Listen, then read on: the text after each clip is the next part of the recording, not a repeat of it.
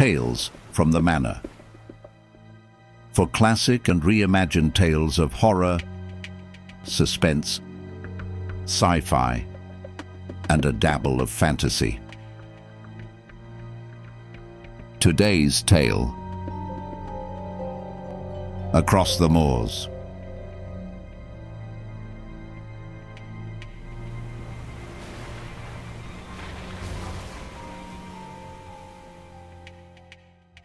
Across the moors.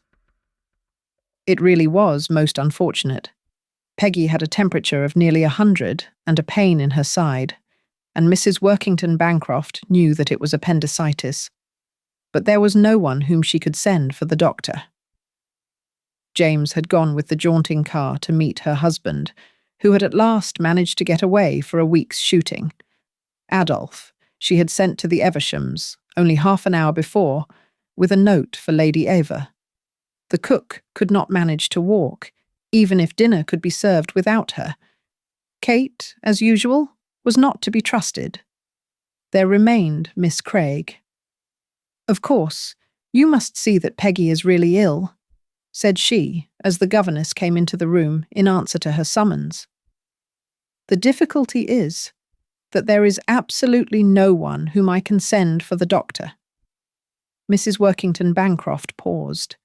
She was always willing that those beneath her should have the privilege of offering the services which it was her right to command. "So perhaps, Miss Craig," she went on, "you would not mind walking over to Tebbit's farm? I hear there is a Liverpool doctor staying there. Of course I know nothing about him, but we must take the risk, and I expect he'll be only too glad to be earning something during his holiday. It's nearly 4 miles, I know, and I'd never dream of asking you if it was not that I dread appendicitis, so—" "Very well," said Miss Craig. "I suppose I must go, but I don't know the way." "Oh, you can't miss it," said Mrs. Workington Bancroft, in her anxiety temporarily forgiving the obvious unwillingness of her governess's consent. "You follow the road across the moor for 2 miles until you come to Redmond's Cross. You turn to the left there, and follow a rough path that leads through a larch plantation, and Tebbit's farm lies just below you in the valley. And take Pontiff with you," she added, as the girl left the room. "There's absolutely nothing to be afraid of, but I expect you'll feel happier with the dog." "Well, miss," said the cook, when Miss Craig went into the kitchen to get her boots, which had been drying by the fire. "Of course she knows best, but I don't think it's right after all that's happened for the mistress to send you across the moors on a night like this. It's not as if the doctor could do anything for Miss Margaret if you do bring him. Every child is like that once in a while. He'll only say, 'Put her to bed,' and she's there already." "I don't see what there is to be afraid of, cook," said Miss Craig, as she laced her boots, "unless you believe in ghosts." "I'm not so sure about that. Anyhow, I don't like sleeping in a bed where the sheets are too short for you to pull them over your head. But don't you be frightened, miss. It's my belief that their bark is worse than their bite." But though Miss Craig amused herself for some minutes by trying to imagine the bark of a ghost, a thing altogether different from the classical ghostly bark, she did not feel entirely at her ease. She was naturally nervous, and living as she did in the hinterland of the servants' hall, she had heard vague details of true stories that were only myths in the drawing-room. The very name of Redmond's Cross sent a shiver through her. It must have been the place where that horrid murder was committed. She had forgotten the tale, though she remembered the name. Her first disaster came soon enough. Pontiff, who was naturally slow-witted, took more than 5 minutes to find out that it was only the governess he was escorting, but once the discovery had been made, he promptly turned tail, paying not the slightest heed to Miss Craig's feeble whistle. And then, to add to her discomfort, the rain came, not in heavy drops, but driving in sheets of thin spray that blotted out what few landmarks there were upon the moor. They were very kind at Tebbit's farm. The doctor had gone back to Liverpool the day before, but Mrs. Tebbit gave her hot milk and turf cakes, and offered her reluctant son to show Miss Craig a shorter path onto the moor that avoided the larch wood. He was a monosyllabic youth, but his presence was cheering, and she felt the night doubly black when he left her at the last gate. She trudged on wearily. Her thoughts had already gone back to the almost exhausted theme of the bark of ghosts, when she heard steps on the road behind her that were at least material. Next minute, the figure of a man appeared. Miss Craig was relieved to see that the stranger was a clergyman. He raised his hat. "I believe we are both going in the same direction. Perhaps I may have the pleasure of escorting you." She thanked him. "It is rather weird at night," she went on, "and what with all the tales of ghosts and bogies that one hears from the country people, I've ended by being half afraid myself." "I can understand your nervousness, especially on a night like this. I used at one time to feel the same, for my work often meant lonely walks across the moor to farms which were only reached by rough tracks, difficult enough to find even in the daytime." "And you never saw anything to frighten you? Nothing immaterial, I mean?" "I can't really say that I did, but I had an experience 11 years ago which served as the turning point in my life. And since you seem to be now in much the same state of mind as I was then in, I will tell it you. The time of year was late September.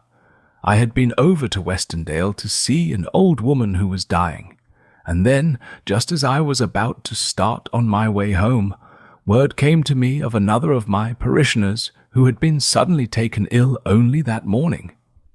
It was after 7 when at last I started. A farmer saw me on my way, turning back when I reached the moor road. The sunset the previous evening had been one of the most lovely I ever remember seeing. The whole vault of heaven had been scattered with flakes of white cloud, tipped with rosy pink like the strewn petals of a full-blown rose.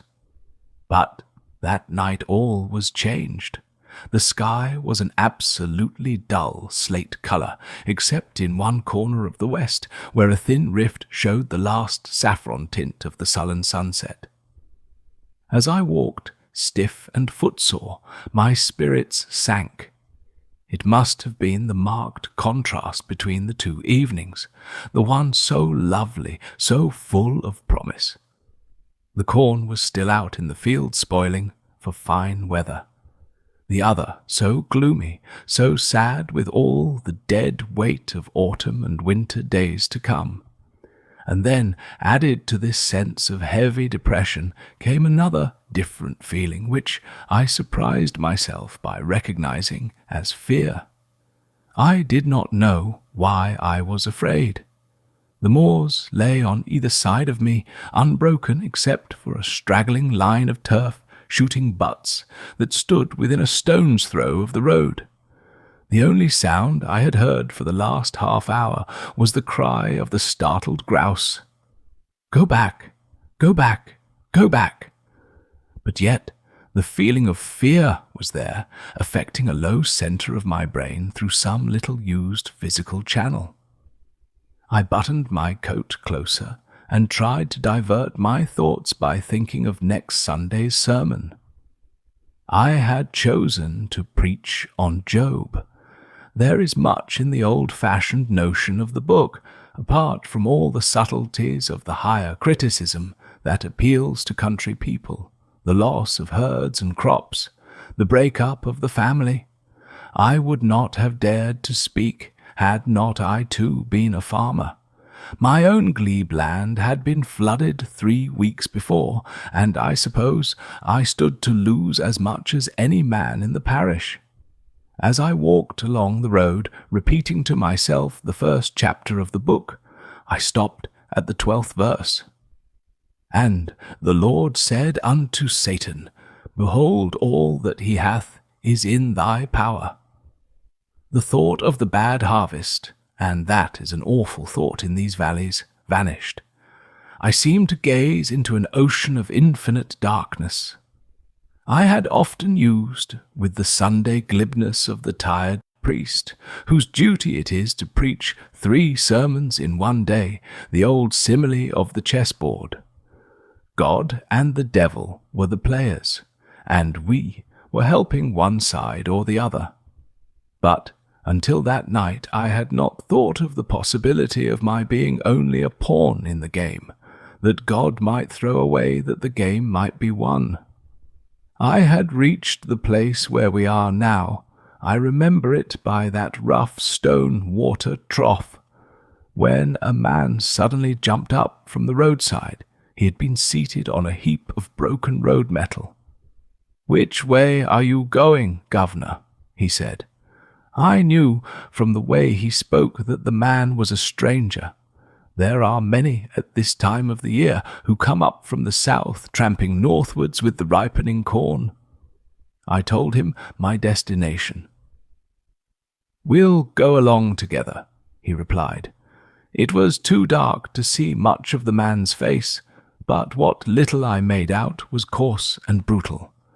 Then he began the half-menacing whine I knew so well. He had tramped miles that day. He had had no food since breakfast, and that was only a crust. "Give us a copper," he said. "It's only for a night's lodging." He was whittling away with a big clasp knife at an ash stake he had taken from some hedge. The clergyman broke off. "Are those the lights of your house? We are nearer than I expected, but I shall have time to finish my story. I think I will, for you can run home in a couple of minutes, and I don't want you to be frightened when you're out on the moors again." As the man talked, he seemed to have stepped out of the very background of my thoughts, his sordid tale with the sad lies that hid a far sadder truth. He asked me the time. It was 5 minutes to 9. As I replaced my watch, I glanced at his face. His teeth were clenched, and there was something in the gleam of his eyes that told me at once his purpose. "Have you ever known how long a second is?" For a third of a second I stood there facing him, filled with an overwhelming pity for myself and him. And then, without a word of warning, he was upon me. I felt nothing. A flash of lightning ran down my spine. I heard the dull crash of the ash stake, and then a very gentle patter like the sound of a far distant stream. For a minute I lay in perfect happiness, watching the lights of the house as they increased in number until the whole heaven shone with twinkling lamps. I could not have had a more painless death. Miss Craig looked up. The man was gone. She was alone on the moor. She ran to the house, her teeth chattering, ran to the solid shadow that crossed and recrossed the kitchen blind. As she entered the hall, the clock on the stairs struck the hour. It was 9 o'clock.